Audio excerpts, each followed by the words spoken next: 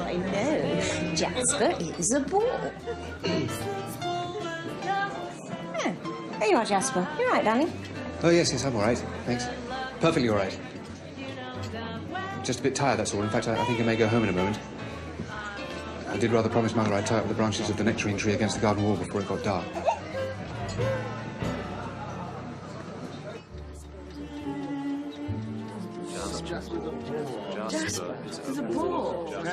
In the course of that restless night, I made a decision which was really quite melodramatic, coming from me.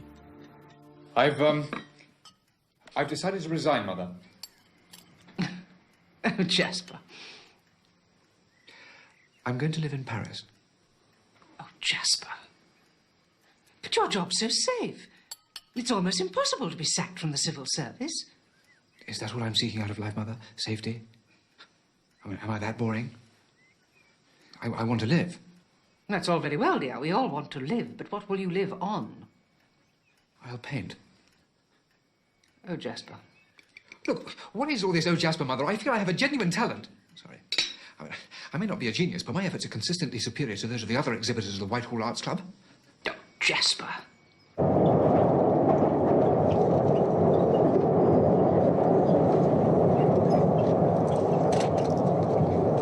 Excuse me, madam.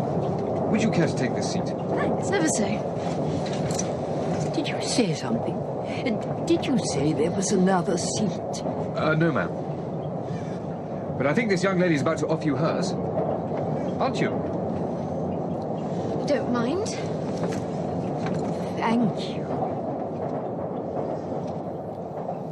Suddenly I realized that a new chapter in my life was about to open.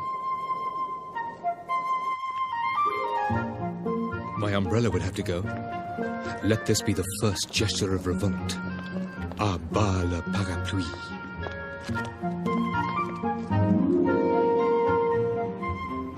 A bore indeed.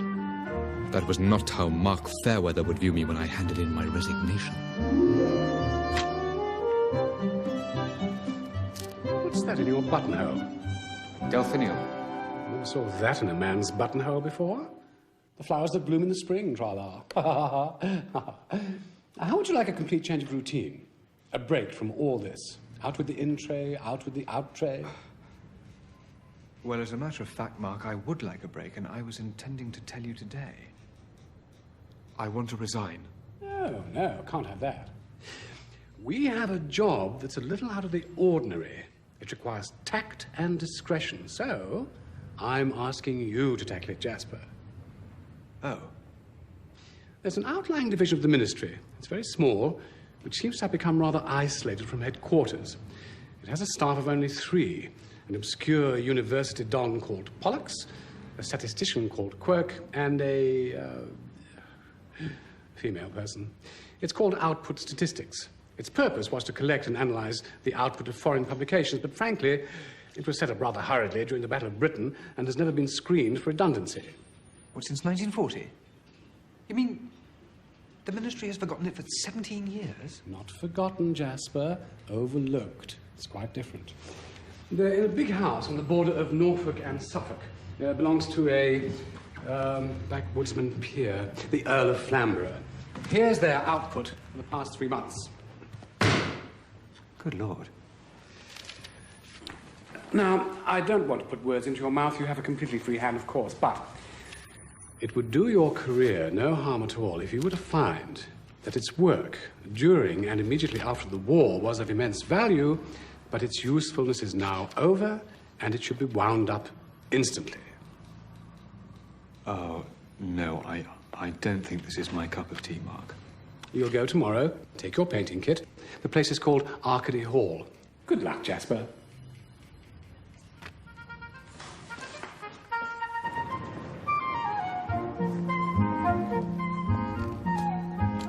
It was, after all, a good umbrella, and it might rain, even in Arcady.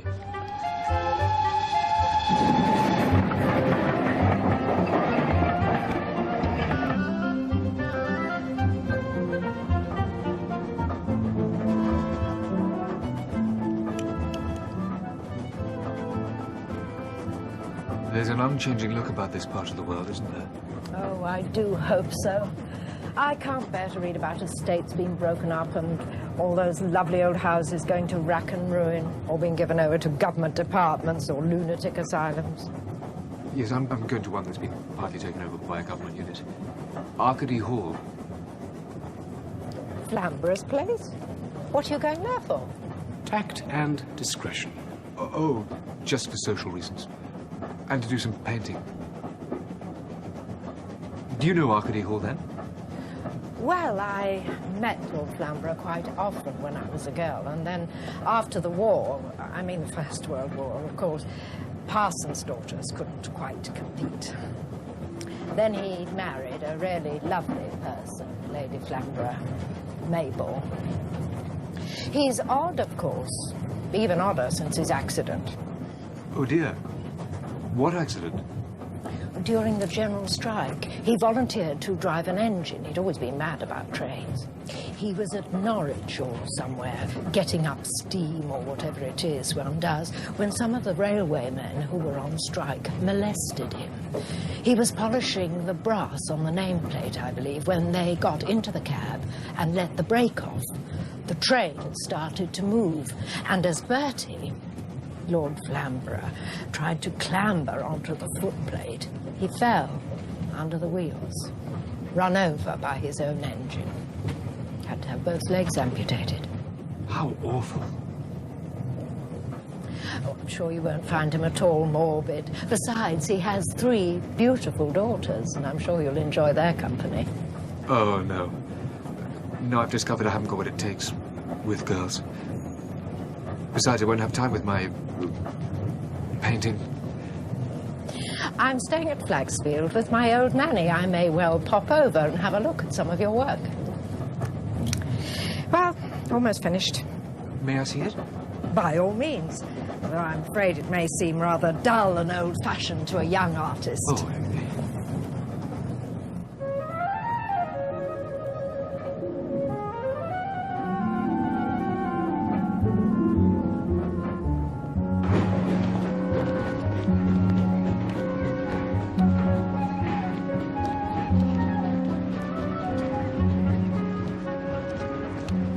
excuse me. The last train to Arcady hasn't gone yet, has it? Yes, sir. It went 4 years ago.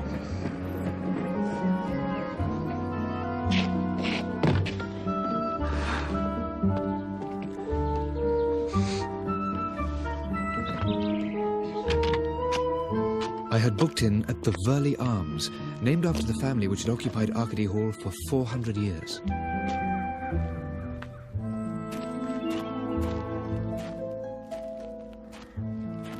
Not even Paris could have competed with my first poignant sight of the hall in the moonlight.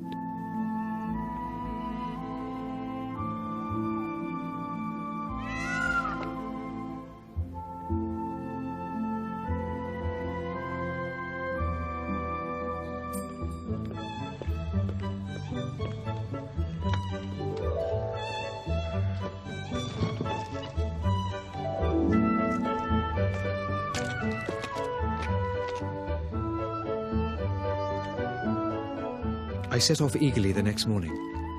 I had telephoned the professor and pretended that I was just making a casual visit. Would my powers of diplomacy be up to the task ahead?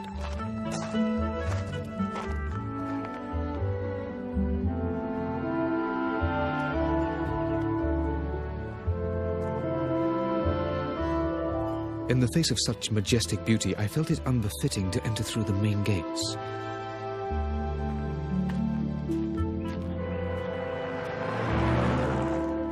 I found a more modest and altogether more suitable entrance.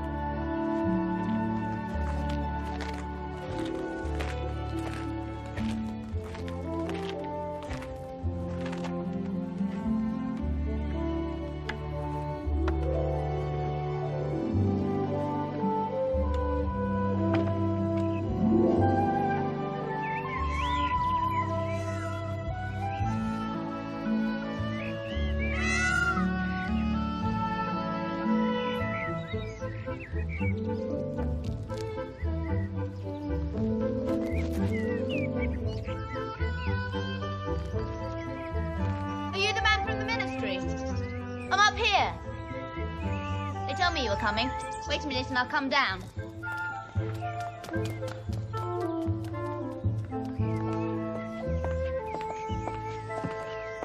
You're not what I expected. What did you expect? Grey striped trousers, an umbrella and a bowler hat. And probably pince-nez. I'm sorry to have to disappoint you. Crikey, I'm not disappointed.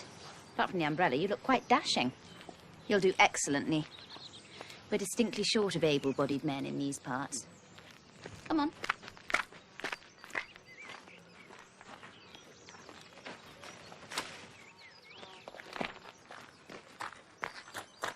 What's your name? Jasper Pye. And yours? Belinda. Ah, you must be one of Lord Flamborough's daughters. Yes, the wicked one. Are you married? No. Girlfriend? Not now. All clear then. Wizzo. I ought to try and find Professor Pollux, really. No good looking for him now. He's gone to Flaxfield to arrange about the marquee for the fete. Won't be back till this afternoon. You'd only find Quirky who'd bore you with the latest batting averages. You better come and see Daddy. He's always glad of company. What a labour it must be keeping all these hedges trimmed. We leave all that sort of thing to the prof. Though Mummy sees to the flowers, she's a mad keen gardener. Oh, I'm rather fond of gardening myself. Then you'll make a hit with Mummy. I can see you settling down here for quite a while. You can't go before Monday anyway. The fete's on Monday. What fete is this? We hold it every August bank holiday. It's in aid of fallen women. I beg your pardon? The fund for fallen women. Girlies like me, but who haven't been so careful. Well, I don't suppose I'll be able to stay that long. And anyway, it doesn't sound quite my line. Not interested in fallen women, then? Not as a social problem, I must admit. Not in the mass, you mean? No, not in the mass. But individually, perhaps. Yes, perhaps. Individually. Thanks be for small mercies, anyway. Oh, no, I don't mean I've no feeling for him. It just isn't a problem I've come up against. You will. Ow! I'm so sorry. No harm done. That's a lot better. I think you've got more feeling for fallen women than you think you have. I thought we were supposed to be going towards the hall. Oh, Daddy doesn't live in the hall any longer. He's down at the station across the park. Belinda, will you stop spooning for a moment and help me with the bridge? Coming, Mummy.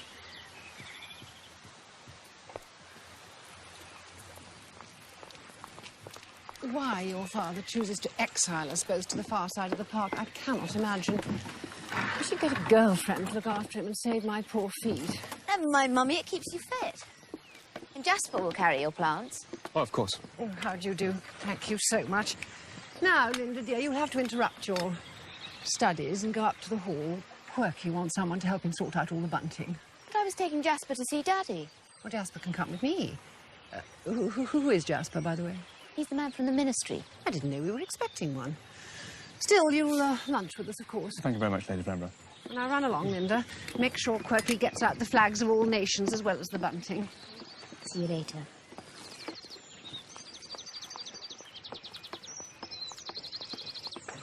I didn't realise you were one of the Professor's people. I thought you were just one of Linda's suitors. I really must apologise, Lady Oh, Flamborough. no, that's quite all right. There's always plenty of lunch. Bert eats enough for 3. Do him good to go without his 3rd helpings. Come and see my aspidistras. It's too cold for them in East Anglia, but I've managed to grow some in the shelter of the chapel ruins. They're flourishing like stinkhorns. Look, they're flowering. Amusing, aren't they? What a romantic sight this is. Slugs. I beg your pardon? All done by slugs. They fertilise the blossoms. How long has this been in ruins? Oh, as long as anyone can remember. They used to hold village weddings here when Bertie was a boy. Quite irregular, of course, but the village people still have an idea that if a child is fathered on one of the girls here, it ranks as being born in wedlock, whether the parents are married or not. What a convenient legend. Rather a prickly place for a tryst, but it certainly suits the aspidistras. Yes, they look like native wild flowers, but I suppose they really come from Kashmir or Tibet. Well, I get them from Thompson and Morgan. A shilling a plant. These are all Aspidistra elatior. That's variegata, and we call that the Milky Way. This is variegata exotica.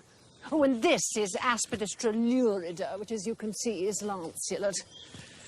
Yes, what are these here? Oh, those are primulas. Primula obconica. That's Matilda, and this is Aspidistra typica, which is elliptical to lanceolate. Wake up, Tilly, nearly time for lunch. My youngest, Matilda, funny girl, spends all her time reading old-fashioned thrillers and waiting to be seduced by a sinister monk. She'll grow out of it.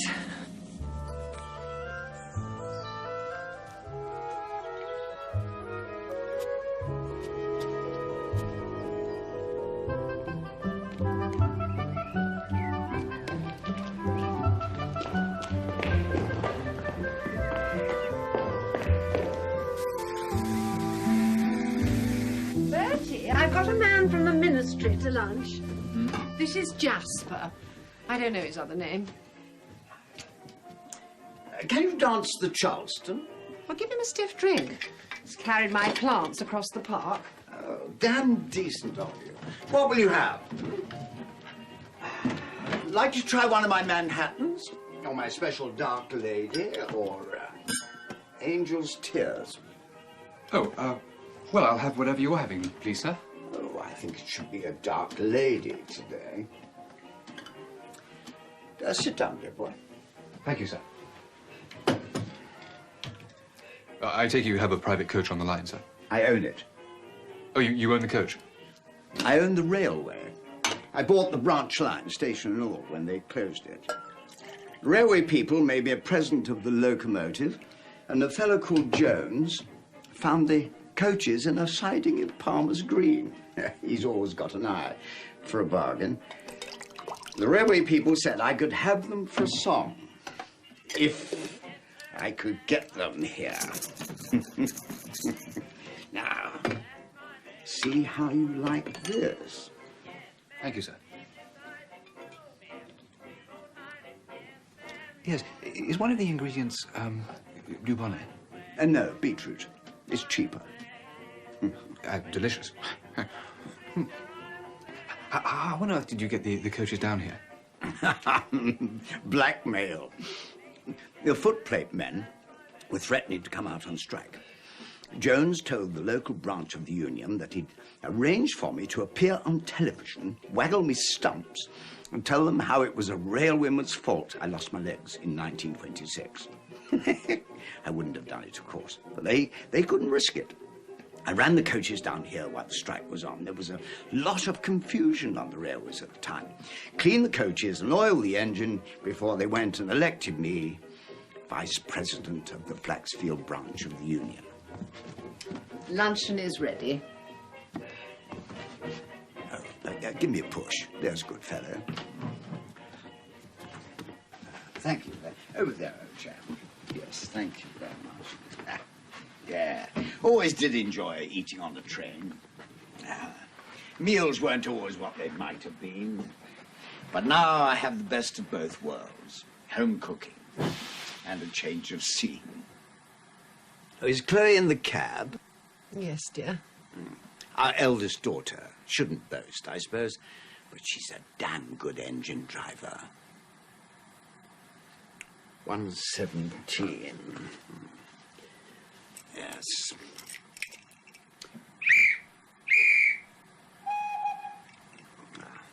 Care to flag her out? Oh, thank you.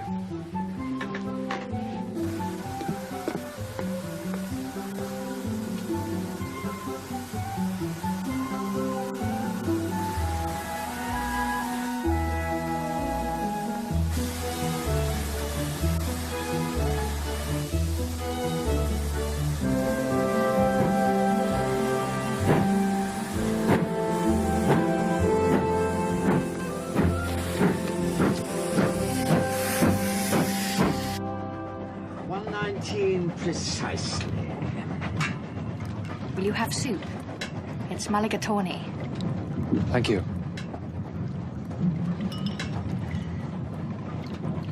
Don't slop it, Tilly. When you've done that, Tilly, go into the saloon and put Bughouse Blues on the phonograph. What have we here?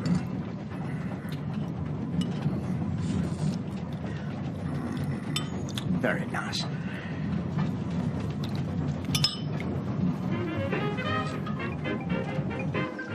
We ate a splendid four-course lunch, all served by Matilda, while the train made the journey to Flaxfield and back.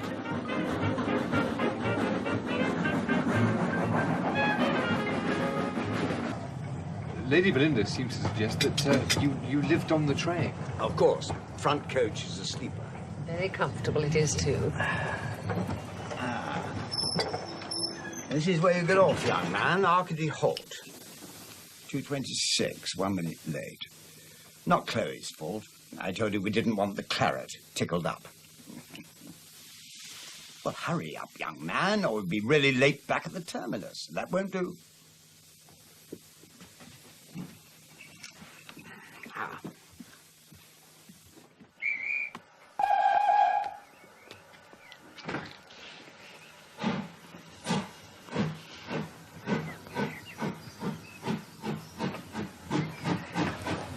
Hello, I'm Quirk. I'm the archivist of the Department of Output Statistics. Hello, I'm Jasper Pye. The professor sent me along to welcome you.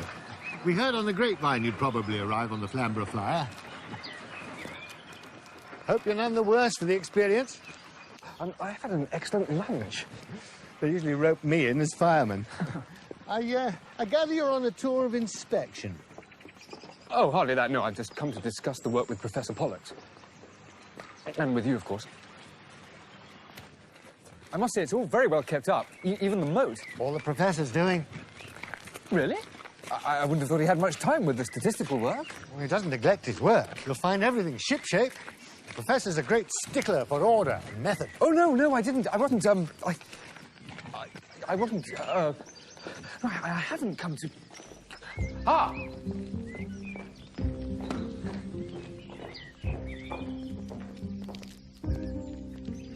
Welcome to Arcady, Mr. Pye. How do you do, Professor? I hope I haven't arrived at an inconvenient time. In Arcady, Mr. Pye, we are fortunate in having more time at our disposal than you restless people in London. Our place of business was erected some 470 years ago, more than 100 years before the fragment that remains of your palace in Whitehall. With so much time behind us, we should be churlish if we didn't spare a wee bit for so rare a pleasure as a visit from the ministry. Well, good. A clerk will show you to your room later. You will move out of the very arms, won't you? Now we know that you're here. Before that, I will show you the office.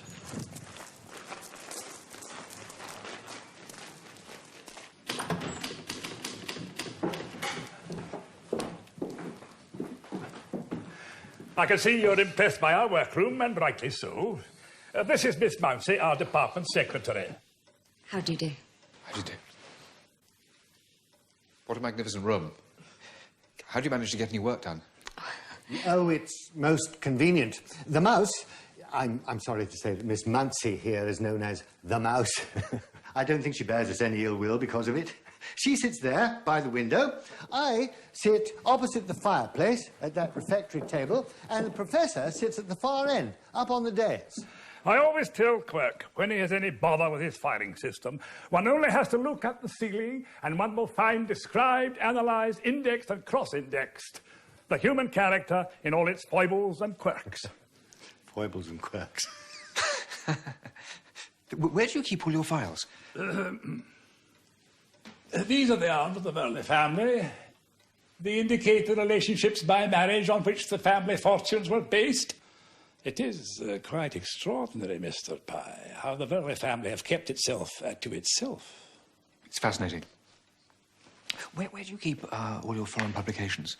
Since the 17th century, there has hardly been a single instance of a Burley marrying anyone who was not related to them.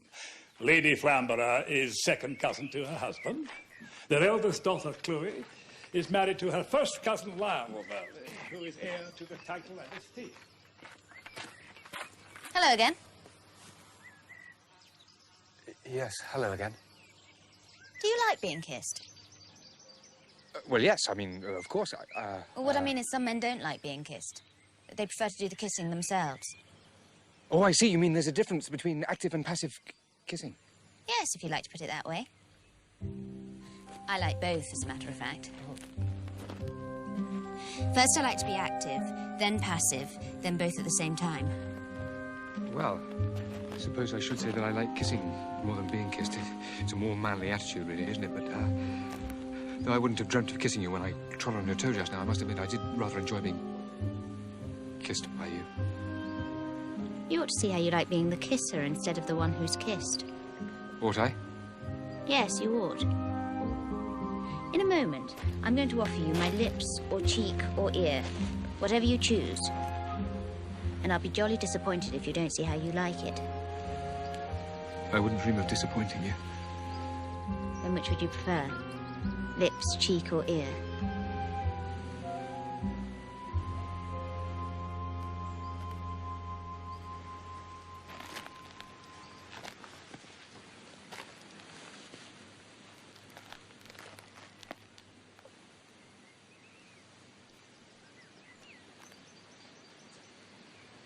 You kiss beautifully. Jasper is a bore. Suppose you're enjoying yourself too much to help me carry these plants, Linda. I promised to take them to a woman in the village. I thought I'd enjoy the walk, but they're heavier than I thought. I'll take them. I have to collect my things from the pub. Ah, you're going to stay at the house. Good. Linda, run along and make sure Jasper's going to be comfortable. Don't imagine Quirky's very strong on bodily comforts. Oh, yes. I'd like to make sure Jasper's comfortable, Mummy. See you soon. I really must apologise, Lady Flamborough. Oh, nonsense. You couldn't possibly stay at the pub. No, I mean, for rather embarrassing meetings. I'm never embarrassed. If you'll take a middle-aged woman's advice, you'll never be embarrassed either. But I really ought to explain. No, don't try. The ways of the ministry are quite inscrutable. You may be an agent from MI5, for all I know. Doesn't matter in the slightest, as long as you don't mind carrying the bridal wreath. The bridal wreath? I have to tell you that the situation in which you found us was quite, fortuitous. Fortuitous? Amusing. I never heard it called that before. But tell me, how do you like the bridal wreath? Lady Flamborough, look, I have to tell you, I have no intention of getting married. No? Well, you can have one all the same. I'd give you that one if I hadn't promised it to a cottager in the village. You mean this pot plant? Is what is known as the bridal wreath. Spirea arguta. Oh, well, thank you very much, Lady Flamborough. I'd love one.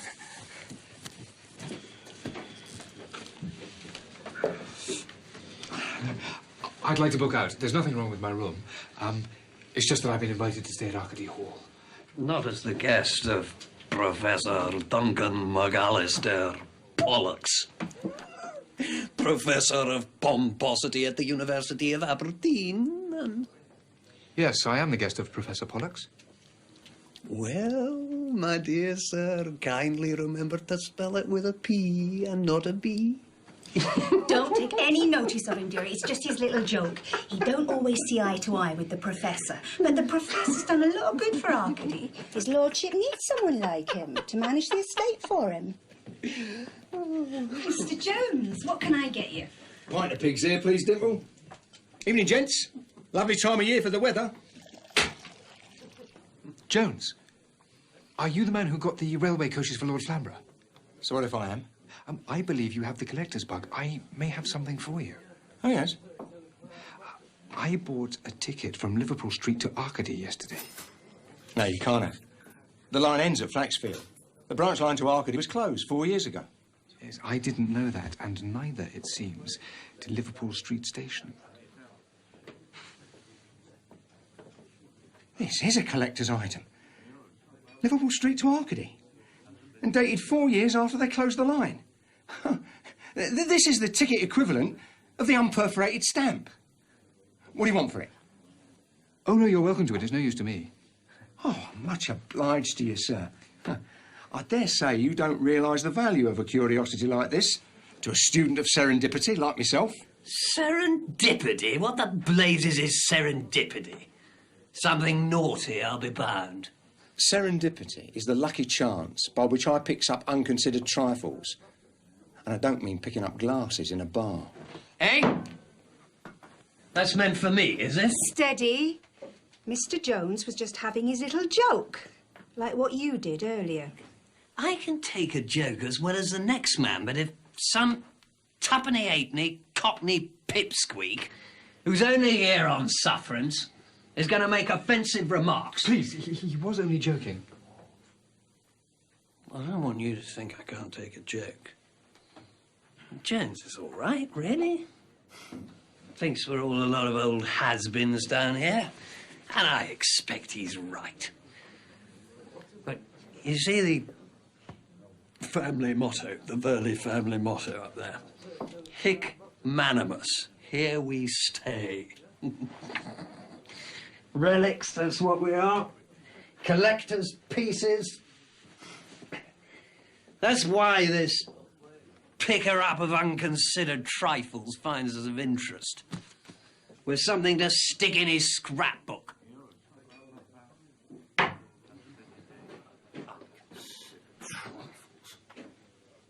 Who on earth was that? That was only Lionel Verley, husband of Lord Flamborough's oldest daughter, Chloe, and heir to the title and the estate. Funny old world, isn't it?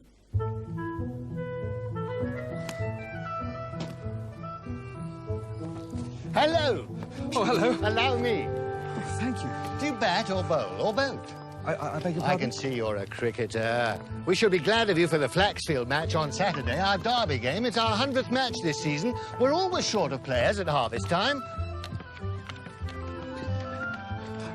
Well, I do play a bit. I suppose my batting isn't quite as indifferent as my bowling, but I'm totally out of practice. Naturally, that's what I've come to tell you. We're practising now. Lionel, our champion batsman, is already at the nets. Oh, no, I hardly think he's in a fit state for cricket practice. I haven't any kit. Well, of course not. That's what I've come to tell you. I found you a spare pair of trousers and a pair of boots and a place to change. Oh, no, wait, I don't think... I really... No.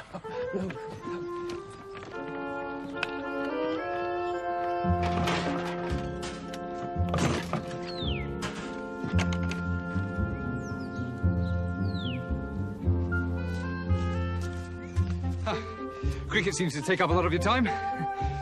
Not to the neglect of my duties. Oh, no, I didn't. I wasn't...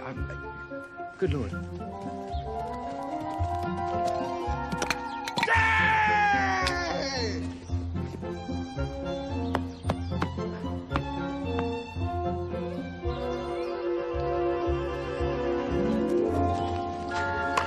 Classy.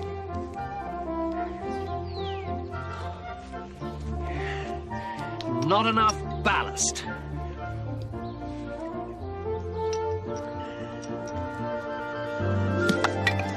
Yeah! Knocked him in the old Kent Road!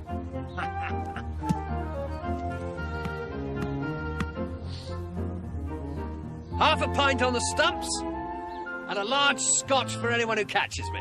Oh, sounds good.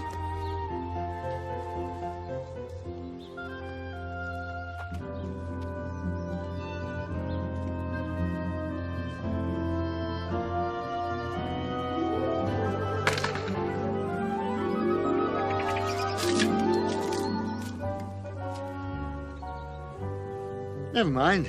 It's your batting we're playing you for. Oh, it's a tradition of the club.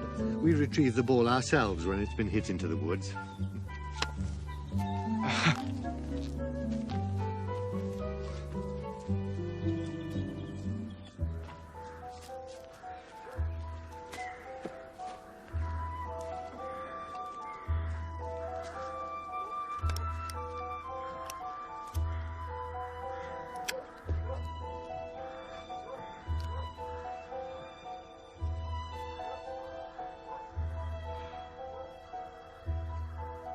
You won't find anything unless you look.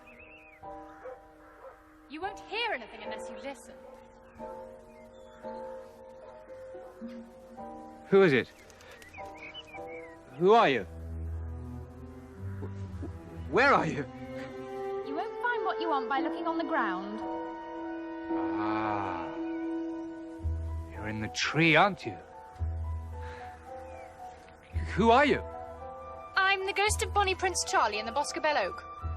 Oh, it wasn't Bonnie Prince Charlie who sheltered in the Boscobel Oak, it was Charles II. And this is a beech tree. Ah. Well, I'm the ghost of Charles II then. You seem to be the wrong sex for Charles II. I'm a hermaphrodite, actually. I'm a lost soul. I can take on human form, male or female, at will. Oh, well, Can you catch? Well, yes, of course I can catch. I'm a newly elected member of the Arcady Cricket Club, so... Can you catch with your eyes closed? I could try. Well, walk forward till you're standing underneath the lowest branch of the tree.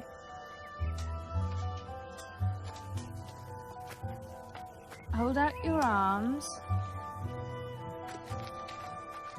And close your eyes. If you open them, I shall put a spell on you and you'll become a lost soul too.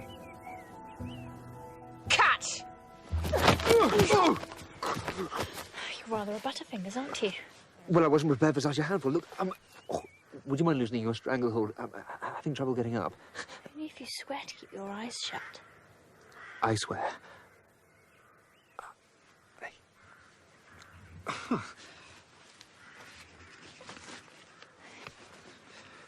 Right,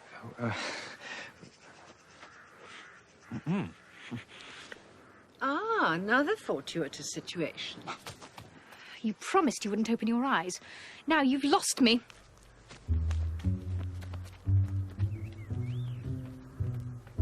My cottager was delighted with the bridal wreath. Oh, good, good. I do hope your work is going well. Well, I don't seem to be having much time, really, what with one thing and another. Well, life can be so full, can't it? Is this what you were looking for? With your eyes shut?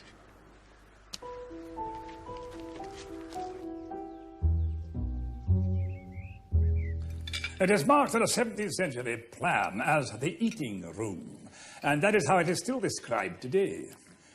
Although the company that usually sits here consists of just 3 civil servants, we do respect tradition and adhere to the old terminology. I hope, Mr. Pye, you will not refer to it in your report as the canteen. Oh, no, my report will be concerned with the work done, not with the topography of the office.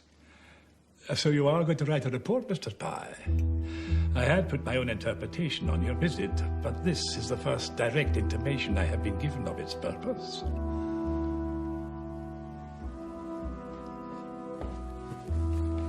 Since you know that I'm preparing a report, perhaps we could discuss the unit's work now? No. Oh. Well, it doesn't matter then. There's plenty of time. We have to attend a conference in Lord Flamborough's train to decide on the programme for the fete. Perhaps you'd join us. Yes, I'd like that. Aye, my dear Pye, you are going to join in, are you not? You too are an Arcady now. Ah, come in, Prof. Come in, Quirky. I'm glad to see you brought this young fellow from the ministry. He'll have some ideas for us. He tells me he can dance the Charleston. He's a useful opening bat, too. Oh, what a fellow. Shall we begin?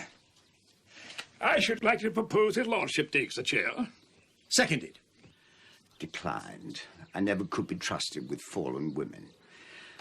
Let's take our orders from the Prof, as usual. The Lord has spoken. I have much pleasure in seconding the Professor for the chair of female delinquency. Agreed. Agreed. Lord, ladies, gentlemen, and Jones, I appreciate your confidence in me. The marquee and the catering are in hand, and I have arranged for the provision of a pig and a set of bulls with which to bull for them. I have also secured a Suffolk ham which will be suspended from a tree and awarded to the competitor who succeeds in pinking it with a foil or épée blindfolded. I hope you've arranged for the St. John's ambulance people to be present. We must have fireworks. Oh, that would come under any other ideas, Lady Belinda. We are at present considering the chairman's report. Her ladyship has agreed to organise the flower show, and the Lady Chloe is arranging a sweetie stall. I propose to call on Mr. Jones to put his talents as a salesman at our disposal and run a jumble sale. Jumble? Jumble, not on your live cock. Call it relics and curios, if you like, or treasure trove, not jumble. Right. That concludes the chairman's report. We come now to the next item on the agenda. Any other ideas? I believe you suggested pyrotechnics, Lady Belinda. Well, I think we should have fireworks. Rockets, Catherine wheels, golden rain. And a set piece, I suggest, illustrating a woman in the act of falling. Flagrante delicto. Sorry. Right, I'll organise the fireworks then, shall I? I'm all lit up. Lit up like a Christmas tree. If you're talking of a firework display, I suggest all you need do is set a match to my breath.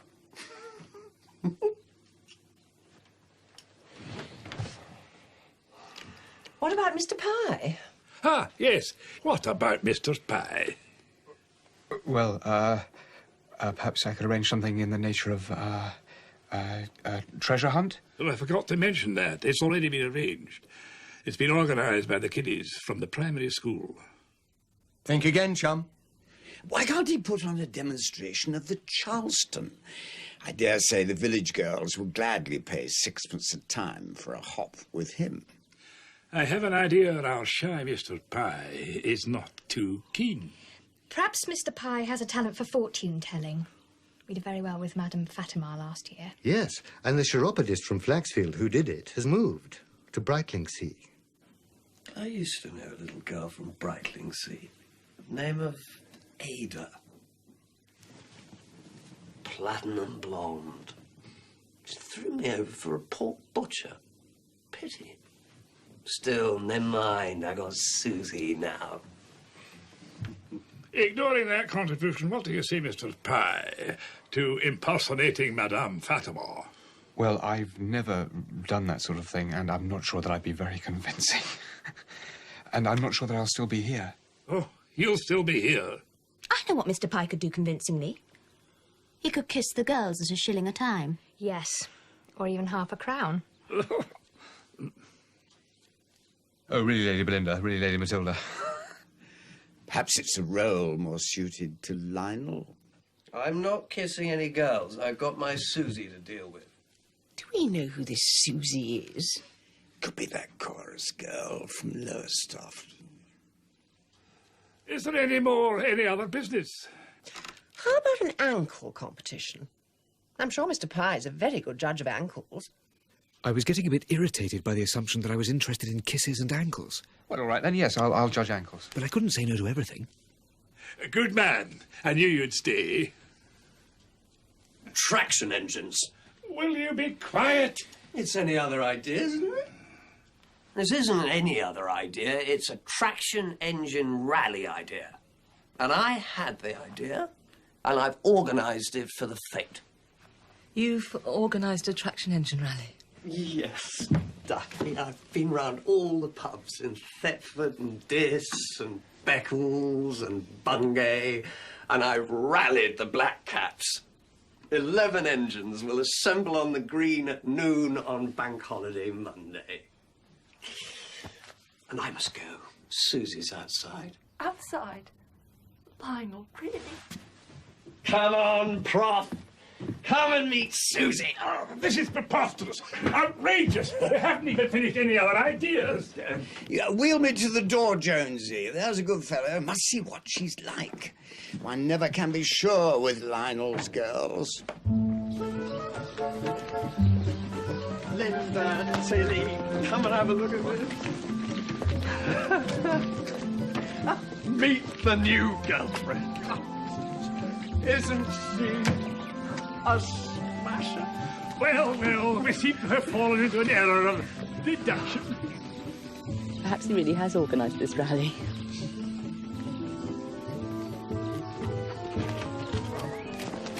Oh, not again.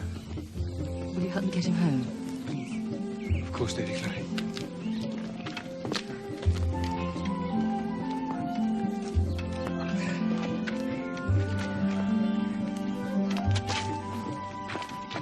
bubbly. That's what we want. Magnums and Jeroboams and bubbly. Oh. You're going to lie down for a little while first, Lionel? Mm-hmm. It's just like a wife, always fussing like an old hen.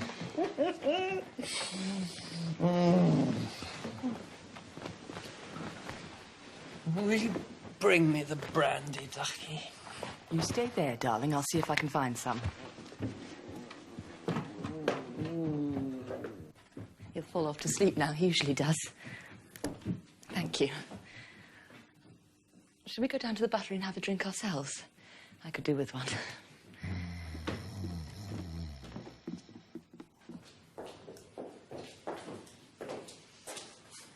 Do you mind sitting in one of these awful chairs? I'll see what there is to drink.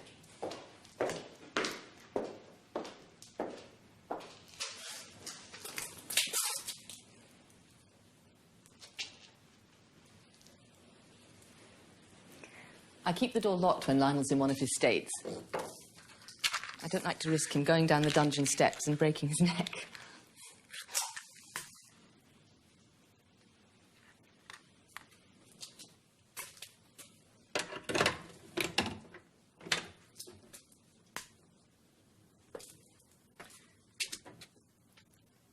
What fascinating names these rooms have. Damask room, moonlight room, gilded turret, Gothic chamber. Sir Almeric's room.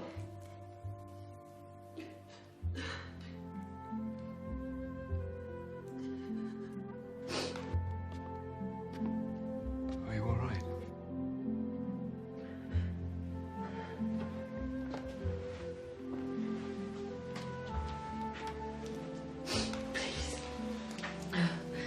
Please forgive me. What's the matter? We'd better go. Is it Lionel?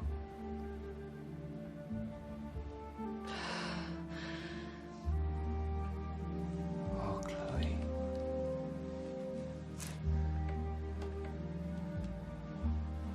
Poor Chloe. You are so sweet.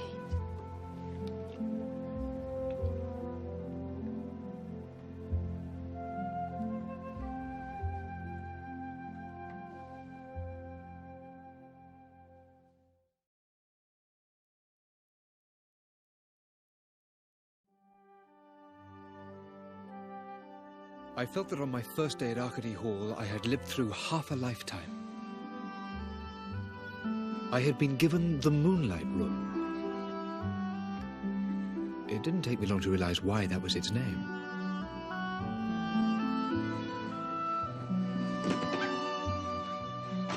It was hard to believe that it was little more than 48 hours since I'd overheard Deirdre saying, "Yes, I know, Jasper is a bore." I couldn't put out of my mind the picture of Matilda at the window of the ruined chapel, gazing at me so earnestly from those deep, penetrating eyes. I recalled how she kissed me. Her kisses had been innocent, yet curiously intense and passionate. I thought of Belinda. How different, how abundantly real was Belinda.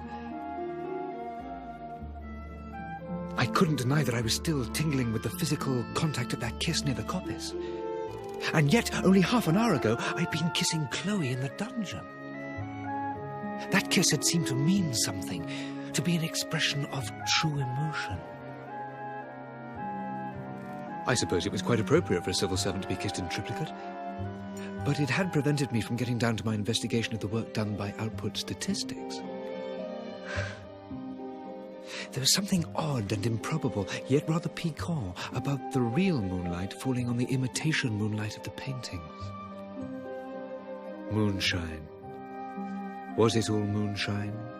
The girl in the tree, the pier in the Pullman car? Was it all a Midsummer Night's Dream from which I should awake to sober reality in the morning?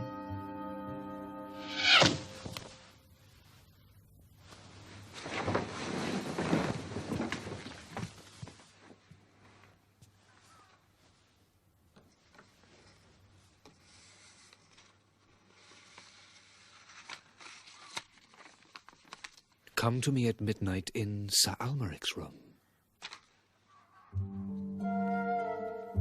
Come to me. That sounded like a woman, but which woman? Chloe wouldn't act like that. Belinda might. I could imagine La Belle Sauvage disporting herself with bow and arrow. Or Matilda. She had that romantic Gothic streak.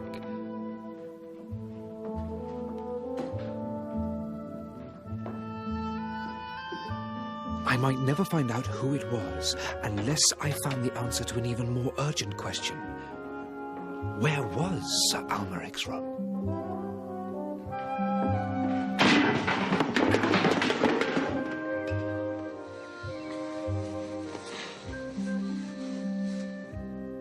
I'd been dreaming.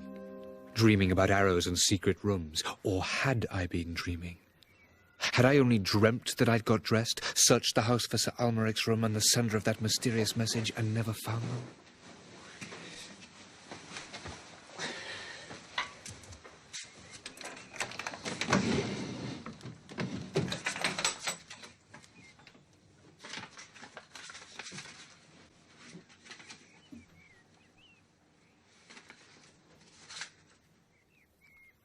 I hadn't been dreaming. It was time to get down to work. Mark Fairweather hoped that I would suggest the closure of the Department of Output Statistics. I needed to find out much more about it, and quickly, if I was to justify such a recommendation.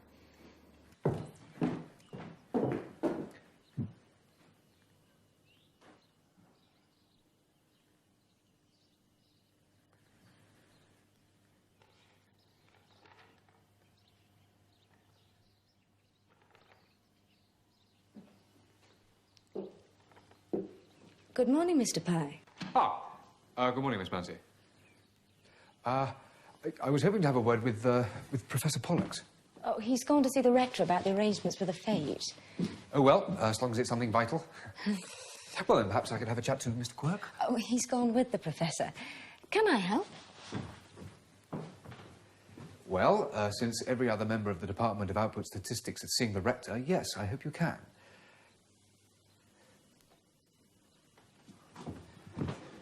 I'm sorry. I hope that didn't sound rude. Please, do sit down. How long have you been here, Miss Mancy? Oh, nearly 5 years. Mr. Quirk got in touch with me through a cricketing friend of his in the Ministry of Works. And I thought Suffolk would make a pleasant change from Dulwich Village, where I lived. And has it?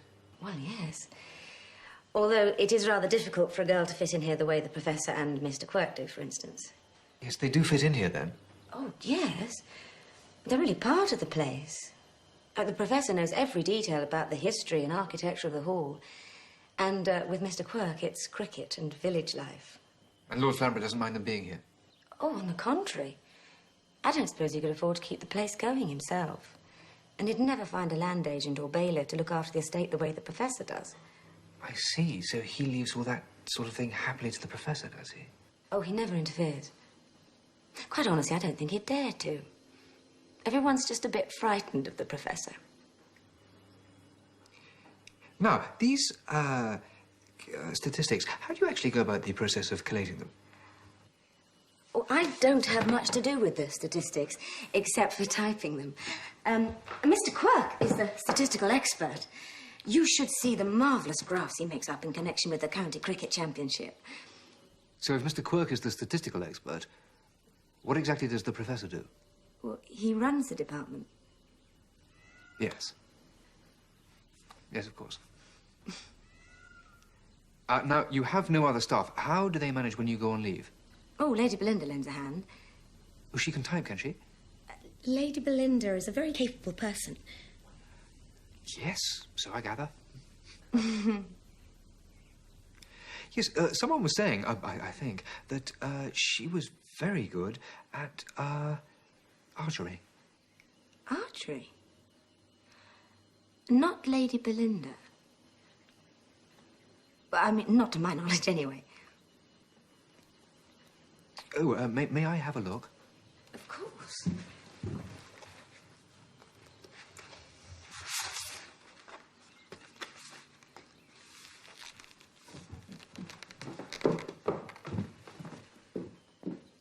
So, the Oporto Chronicle reports that 80% of clam distribution is now centralised in Portugal. Huh. You're a very privileged young lady, Miss Munsey, to work with such interesting material. With the Professor and Mr. Quirk away, there wasn't a lot I could do. Good morning, Mr. Pye. Good morning, Mr. Verdi. How are you this morning? Very well. Tip-top form. Good Lord. I mean, well, good. I believe I'm in your debt, dear boy. I'm sorry? My wife tells me that you helped her put me to bed. Poor old Chloe, I'm a handful. Well, yes, I did, actually. It was a pleasure. Not a pleasure, exactly. I mean, I was pleased to do it. Uncommonly civil of you. I understand you had a drink and a chat with her. Yes, I did have a drink and a chat with her. Damn decent of you. I'm glad to know there is still some gentleman about. Do you fancy, a hair of the dog? Oh, no. Oh, it's a bit early for me. Really? It's extraordinary. It's already a bit late for me.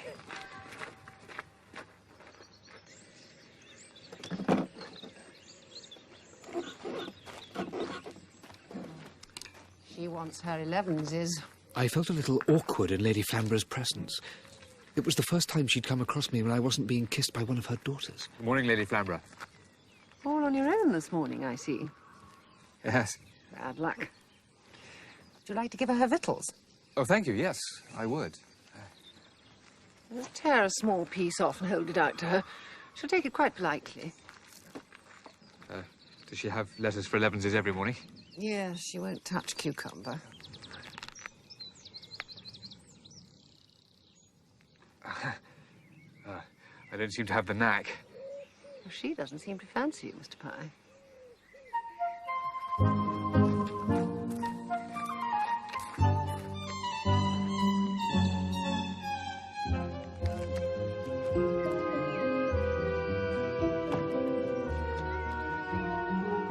What are you painting? Ah! Oh, well, I thought the house would look rather good from this viewpoint. Wait a minute, I've got a better idea.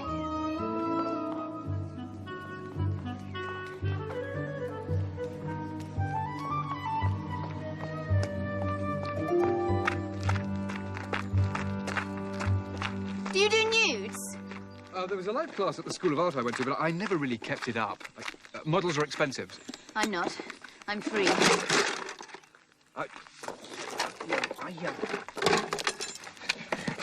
I meant professional models. Oh, I'm not a professional model, I know.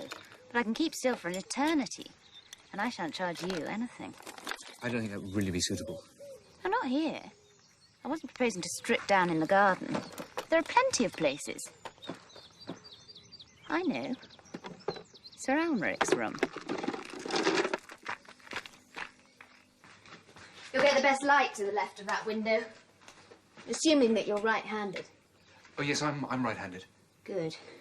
For some reason, I'm faintly mistrustful of men who are left-handed. No idea why. Must be something Freudian. Oh, I shouldn't have thought there was anything very Freudian about you. Surely you aren't troubled by, complexes, are you? Not normally.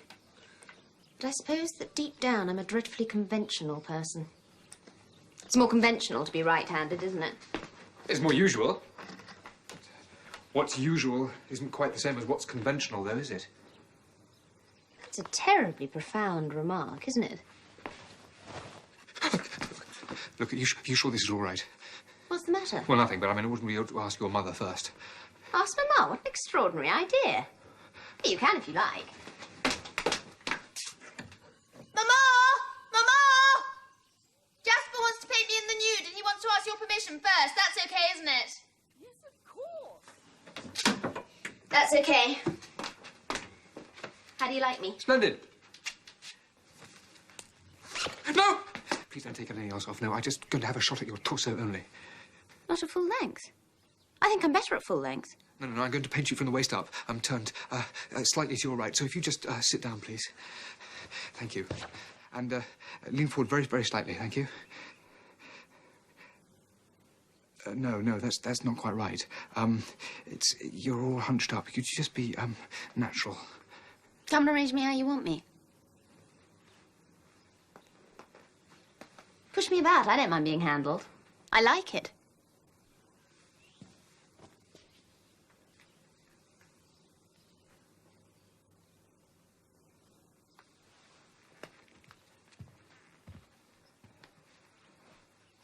Breast okay? Yes, quite okay. You compare very favourably to Gabrielle. Who's Gabrielle? Girlfriend of yours? Oh, no. She was Renoir's model. Yes, he painted her scores of times. You can certainly compete with her from the waist up. I'll show you the rest as soon as you've finished. No, thank you. It's only your torso I'm interested in. Oh, what a pity. Just hold that there. Yeah. That's it. I just want to catch that sulky look. Don't move. Please, don't say a word.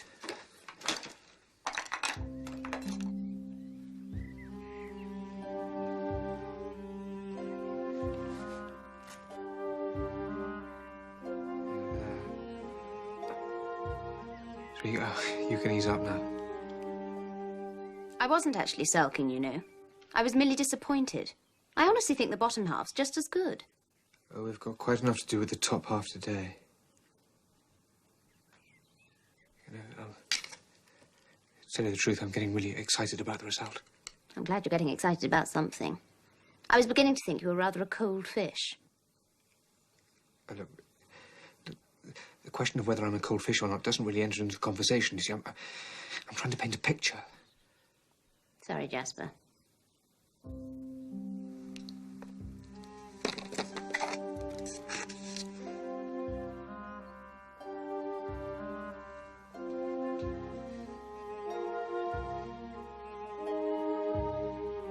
That Gabrielle, was she Renoir's mistress?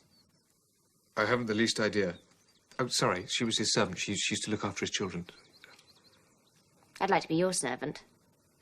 I'd look after your children quite competently, I think. I haven't got any children. I'm not married. I know, but you might have children just the same. Oh, look, really, Lady Belinda, I'm not that kind of person. Oh, dear. But you have to address me as Lady Belinda. Oh, sorry. Belinda.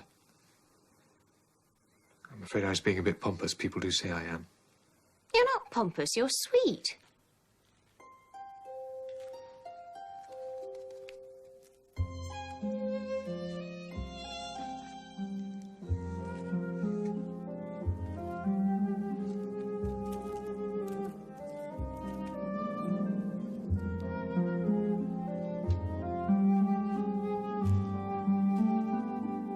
Do you think we shall become lovers? Really, I'm trying to concentrate on the underlying form. It presents rather a lot of problems. I imagine a lot of things present rather a lot of problems for you. Sorry. No, it's all right. I've almost finished. Well, yes, I suppose I do tend to look for difficulties. I don't. I always do what's easiest. It's much pleasanter. And do you think it would be easy for us to become lovers to you? It might present some difficulties, but I'm sure they could be overcome. Well, I think I've finished all I can for one sitting. May I see it? Yes, if you'd care to, but please bear in mind it's only a rough sketch. Gosh, Jasper. It's absolutely super. However do you manage it?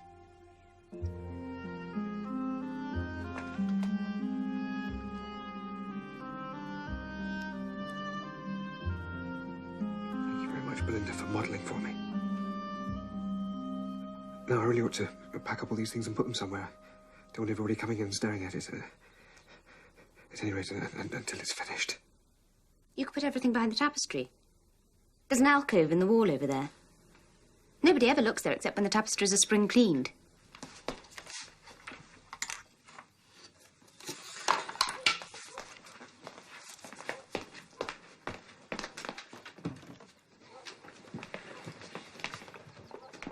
Here you are, plenty of room.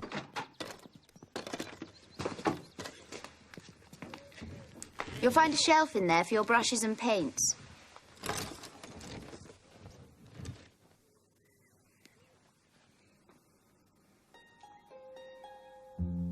like me.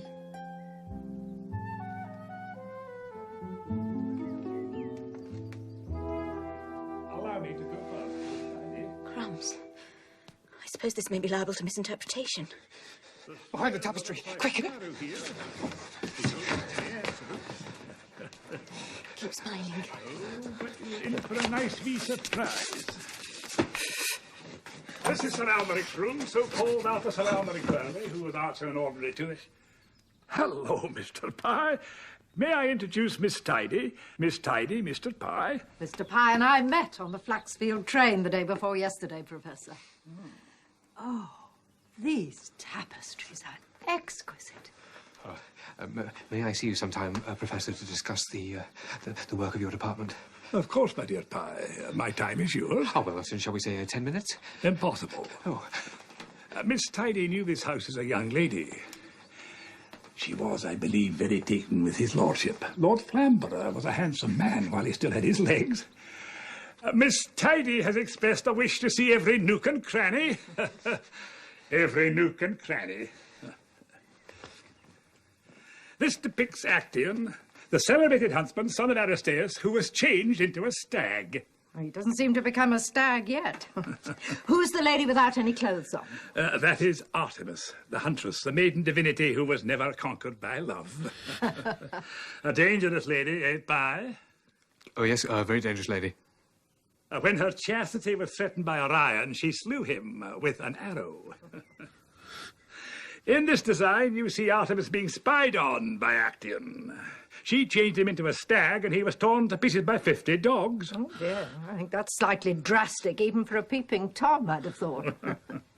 May I feel the closeness of the weave? Ah, no, here's something you'll admire much more, Miss Tidy. These bed hangings are of infinitely finer workmanship. Mr. Pye shows good taste. These bed hangings are indeed of superb quality. Oh, how exquisite. How enchanting.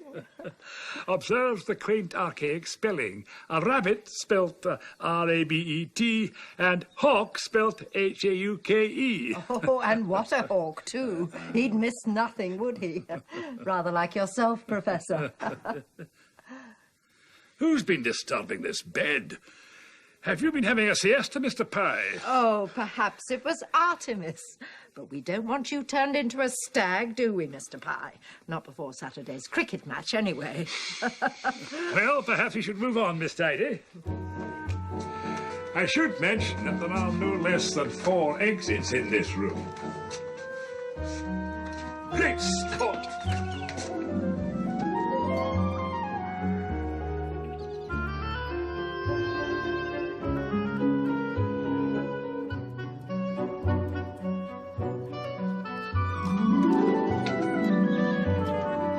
Artemis?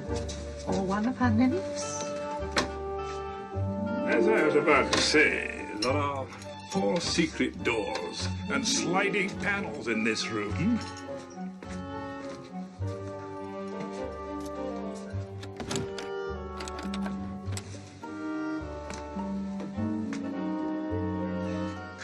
I was mistaken. The sliding panel must be in the other wall. Perhaps you should move on, Miss Tidy. I must just have another look at these bed hangings. Do you know who did them? Anne Boleyn. Really? Anne Boleyn herself? Exquisite. I really think we should go, Miss Tidy. Well, I never. The things one finds. I beg your pardon? Anne Boleyn's monogram. A.B. What a discovery. Ah. I think this must be your handkerchief. I picked it up by the bed.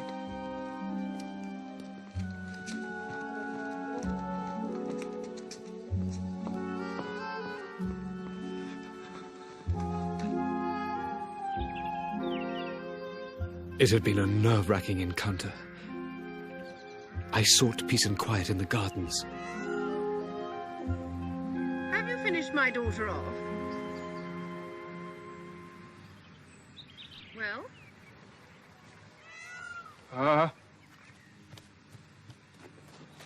Your painting of Belinda. Is it done? Ah. Well, half done. Is it good? That's hardly for me to say. Oh, that sounds promising. I beg your pardon? Bad artists never stop talking about their work. Good artists seldom do. Did I see the professor looking out of the window with you? Yes, he was showing a lady called Miss Tidy round the house. You're real tidy. She was in love with Bertie once. I pipped her to the post. You seem a little flustered, Mr. Pye. Are you all right? Oh, do I? Oh, no, I'm all right. What a reticent young artist you are. I'm sorry if I'm disappointing you. Never mind. If there's anything to be told, I'm sure I shall hear it from the professor and Miss Tidy.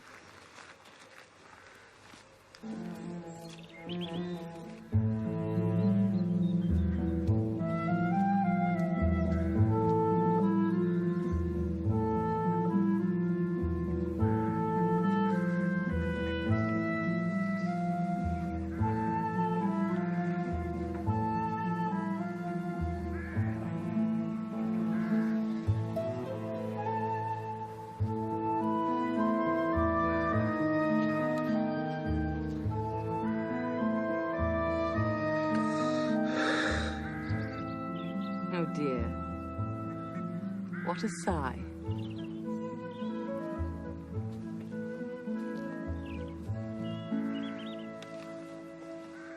Somebody else unhappy? Oh, no, I'm just a little weary. It's so warm. Thank you for last night. I was very grateful. Yes, Lionel said he was grateful, too. He was. He was full of remorse this morning. Oh, good. No, it isn't good. He can't face his remorse, so it drives him to drink. I don't suppose he'd have been grateful if he'd known that you kissed me. I shouldn't have done it. Glad you did.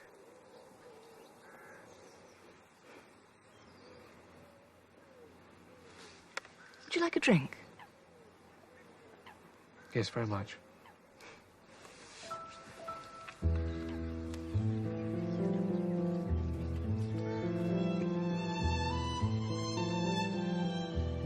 I've been going out with her for a year or so, off and on. Never really worked as a relationship. This is odd. What is? Well, being able to talk about Deirdre like this without any feeling of disloyalty or distress. It's over, you see. She thinks I'm boring. Well, probably I am. I don't think you're boring.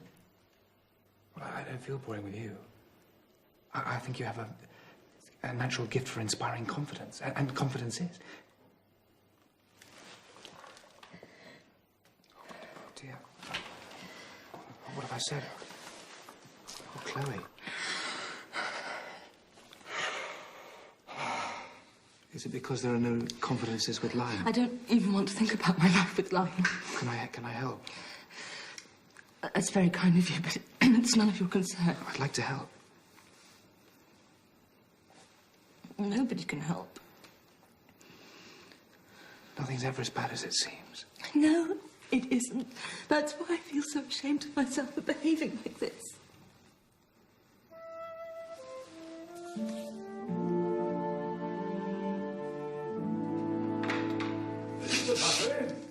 A room with very little interest.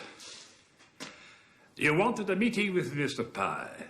I think it's about time we had one. My office may commend itself to your masters in the White Hall. Here we are not making free of the taxpayers' money. We do not even boast a regulation square of carpet. Sit down, Mr. Pye. But not too heavily. We can't afford a cushion for the chair, and there is, I fear, woodworm in the seat.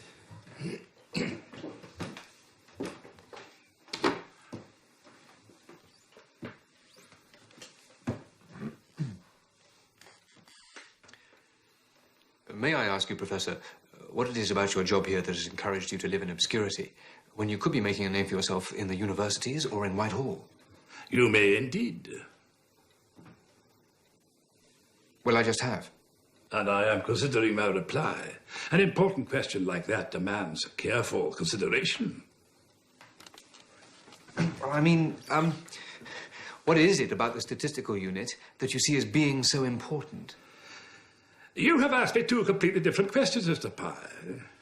In answering the first, I shall employ a simple statistic, thereby, by implication, answering the second. You have been here 2 days. I have been here 17 years. 2 days, 17 years. Eloquent statistics. Have I answered your questions? I'm not sure. Professor Pollux, the job of your unit is to collate and analyse foreign publications, is it not? Now, there are so many aspects of this about which I need to question you. Such as? Such as, can you possibly see all foreign publications? If not, I mean, how do you select them?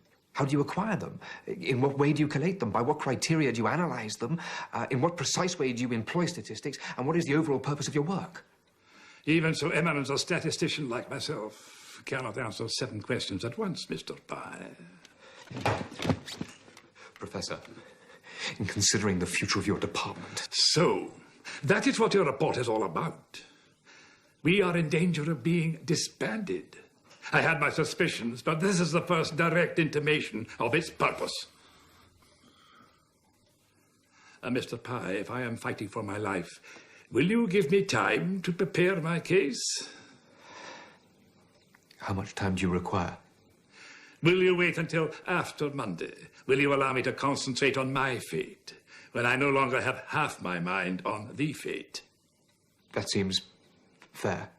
Good. You will no doubt find ways of amusing yourself in the interim.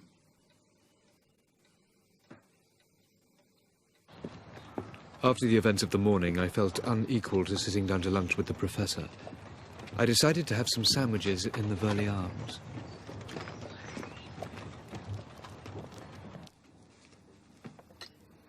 I realized as soon as I entered, I'd made a mistake. Have a pint of bitter and a beef sandwich, please, Dimple. Mustard or horseradish? Mustard, please. English. How are you getting on with those statistical chappies? You've got to give them the push, have you? Tell them the show's over. Mr. Lionel, I'm sure Mr. Pye doesn't want to talk about work. There we are, sir. That'll be 2 and 6 with sandwich. Oh, right, thank you, Dimple. No, I'm just here to have a look at things. I wouldn't blame you if you did give them the push and never seemed to do anything. The woman, you know, the mousy one, is the only one I ever see working. But you'll find it difficult to give them the push when you get to know them better. The professor's as pompous as a pumice stone, and Quirk's about as much fun as a face flannel, but you find you get to like them. You see my wife at all today? Well, I did run into her, yes. Good man. I hope you were nice to her. I hope you cheered her up. Well, yes, I think I was nice to her. I hope I cheered her up. Good man. There aren't many gentlemen left.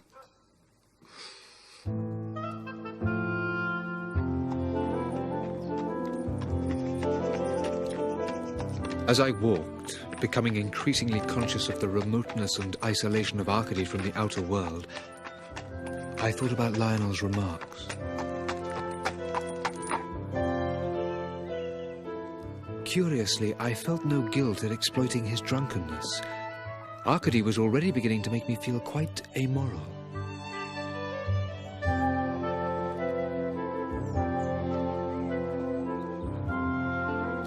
Lord Flamborough's train wasn't in the station, but Jones, the curious Cockney collector, was. Afternoon, old cop. Oh, good afternoon. Here, you interested in cigarette cards? Because I got a few swaps of Wills's cricketers, 1901. Or an Ogden's Golden Guinea? Thank you, I don't collect cigarette cards. Oh. Well, a bloke what gives me a ticket from Liverpool Street to Arcady, dated 4 years after the line closed, deserves something in return. Autographs, then. How about a little Titch? Or a Bobby Jones? I don't collect autographs either. Look, to tell you the truth, I don't collect anything.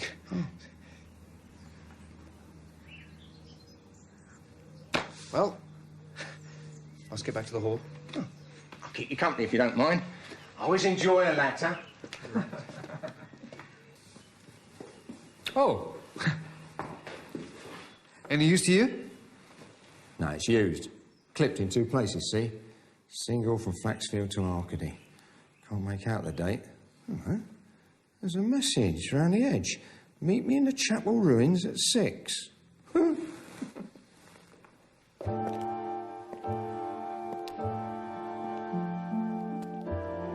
Lord.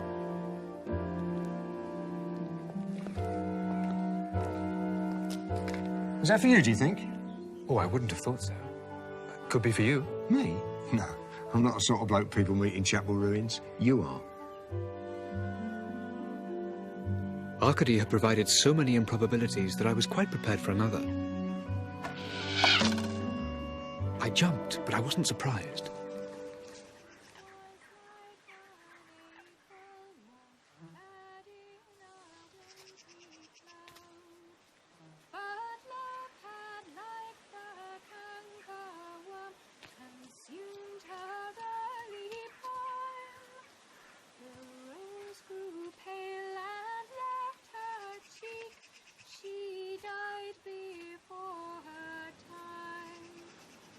Well, whoever you are, you seem to be very much alive at the moment. May I see the rose in your cheeks?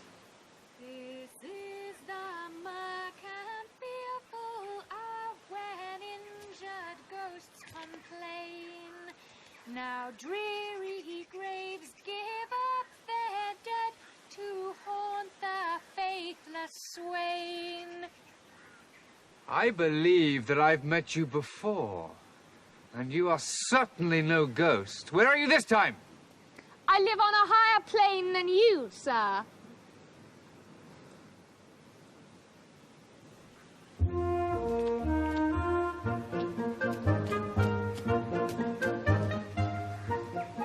How do I raise myself to your level?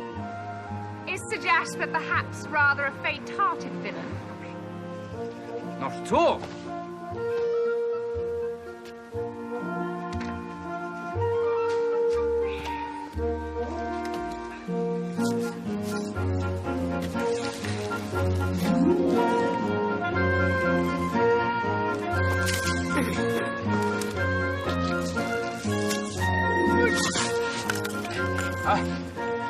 Is this ivy safe? I'm not at all sure that I am safe.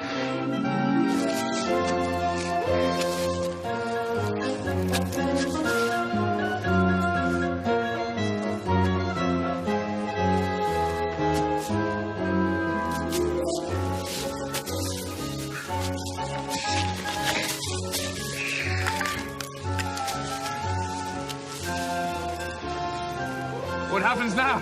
Really, Sir Jasper, it isn't for me to say. The defenceless maid's hardly expected to assist her pursuer. Right. Get the door different! No, I'll pull you down, I'll pull you down! Get hold of it! I've got you, I've got you. Come on, get through!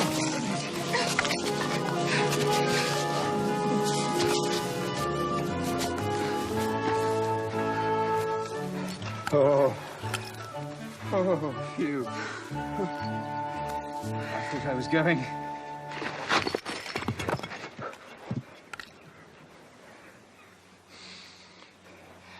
Thank you for showing me such presence of mind. Thank you for the honour of your company, Sir Jasper.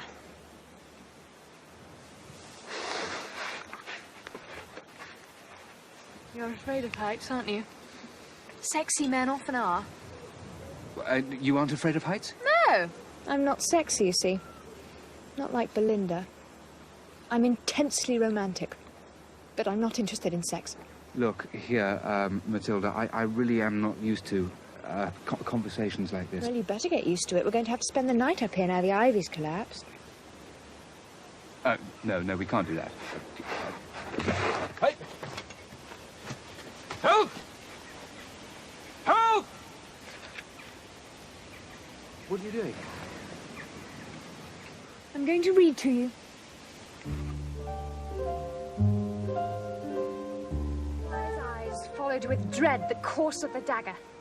She had torn open her habit and her bosom was half exposed. The weapon's point rested upon her left breast. And oh, that was such a breast. The moonbeams darting full upon it enabled the monk to observe its dazzling whiteness. His eye dwelt with insatiable avidity upon the beauteous orb. A sensation till then unknown filled his heart with a mixture of anxiety and delight. A raging fire shot through every limb. The blood boiled in his veins. Stop! I can hear someone coming. Bother, you've interrupted one of my favourite bits. Help! Help! There is someone! Help! Help! For heaven's sake, don't fall down now! I'm as safe as houses! Oh! What? Oh! Oh, help! Help! Leave the lassie alone, sir. We have 2 witnesses here. Pye! By God! It's Pye again, Quirk! Yes, don't get alarmed, Professor. Everything's quite all right. But Lady Matilda is a little nervous. I'll go and get a ladder! There's one at the station. Good man. Stay quite still where you are, Mr. Pye. We'll soon reach you. Have no fear, Lady Matilda. I've got my eye on him. Nobody spoke at breakfast on Saturday. Had they accepted my explanation? Probably not. It had sounded extremely unlikely, even though it was entirely true. The professor made a show of being absorbed in his morning mail. Quirk seemed to be deeply concerned with the county cricket reports.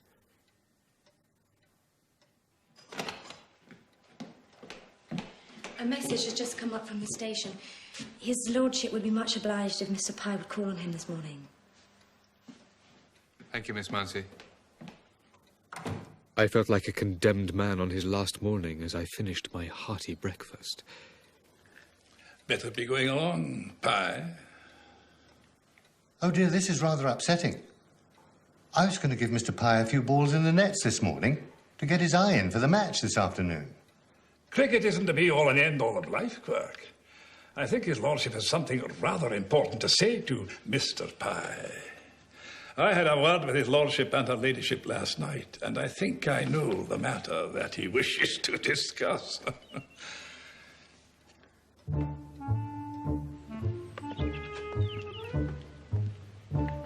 I walked to the station like a schoolboy on his way to a painful interview with the headmaster. I had attempted to resist the advances of Belinda. I had been an innocent participant in Matilda's fantasies. I had brought Chloe only such consolation as she had craved. It was extraordinary, but it was not my fault. However, I could hardly expect the father of the 3 ladies to see it that way.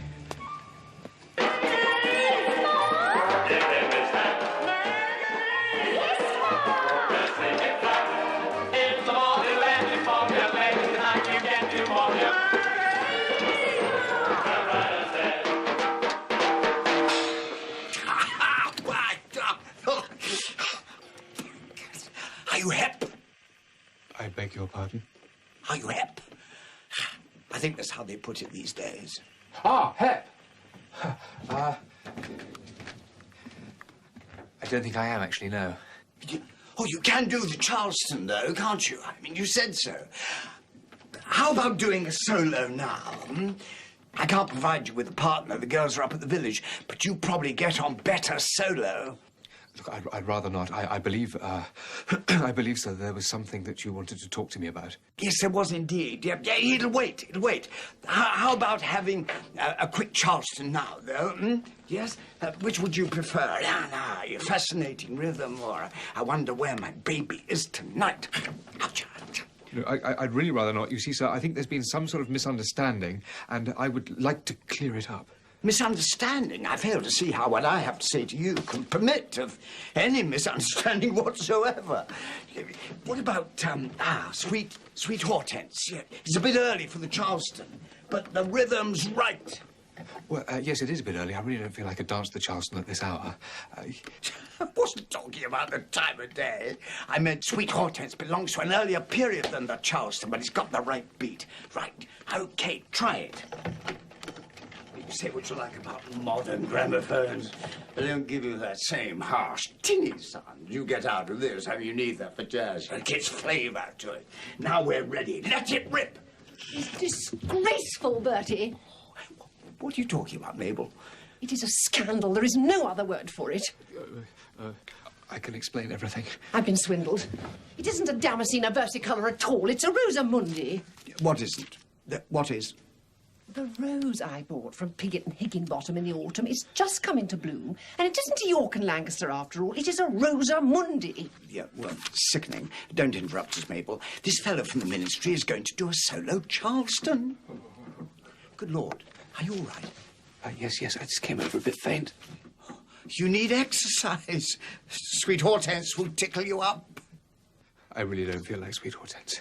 Oh, you're probably right. You'd rather have a genuine Charleston tune. It's the word versicolour that confuses. They're both called versicolour, but the York and Lancaster is a damask rose, and the Rosa Mundi is a Gallica. Never mind all that, Mabel. What's this fella going to dance to? But you see, Bertie, what they simply won't grasp is that the York and Lancaster doesn't have red and white stripes on the same bloom. It has quite distinct blooms. Some red, some white.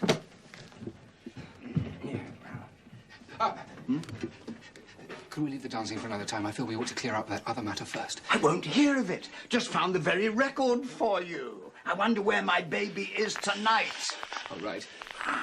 Hotcha, hotcha! Give it all you got! Come on, give it all you got!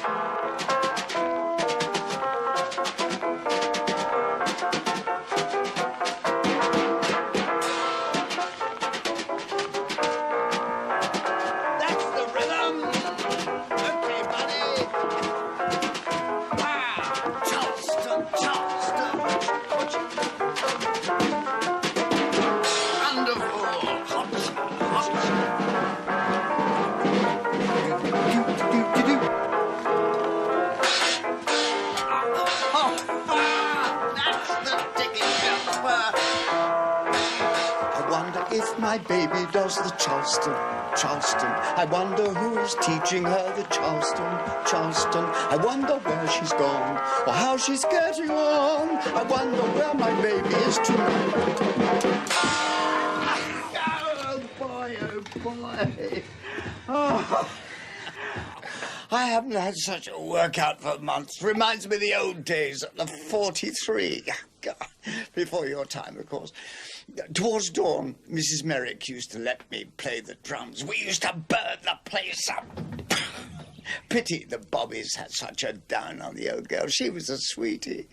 Dead now, I suppose. Yes, that, I suppose, was before you lost your... Before I had my legs chopped off, you mean? Yes, just before. Yes, I went back again once or twice afterwards, but it wasn't quite the same. The girls seemed sorry for me, you know. They used to get morbid when they'd had a glass or two of bubbly. No good getting morbid at the 43. I haven't been up to town since then, except for a couple of coronations. Now, let's have another number. Now, ready for Sweet Hortense? Now you're warmed up. Hmm? Oh, no, sir, don't you think we ought to deal with this other matter first? Yes, I suppose we should. Yeah, there was something I had to say to you, and I can't for the life of me remember what. I suppose you wouldn't have any idea what it was. Well, it's a rather difficult thing for me to broach. Is it? Oh, it's intriguing. Oh, well, it'll come back. Now, what do you say to Riverboat Shuffle or Black Bottom Stomp? Hmm? Well, look, sir, I'd like to hear either of them, but I'm supposed to be going back to the nets to get some practice for the cricket match, so if you can't remember what it was you wanted to speak to me about, perhaps I better get back, sir. Cricket match! I remember what it was. You do? Yes, how could I forget a thing like that? We want you to present the prizes at the fete on Monday. Will you? Present the prizes at the fete? You want me to present the prizes? Well, you're the man from the ministry. You're the big shot. You've made a hit personally down here. Everyone's pretty impressed by you, especially the women. You've got what it takes. Oh, you lucky fellow. God. But, what will the professor think of this? The professor? Actually, it was the professor who suggested it. Came to see me last night. You seem to have impressed him as much as anyone.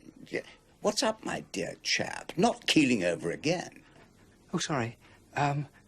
So was that was all you wanted to see me about? Yes, my dear chap, that was it. Silly of me to have forgotten. You'll say yes, of course. Oh. Well, yes. That's fine. You need another Charleston. The last one worked wonders. I'd like you to try Sweet Hortense. It has a peculiarly quick but unobtrusive beat. Just the thing for a ladies' man like you.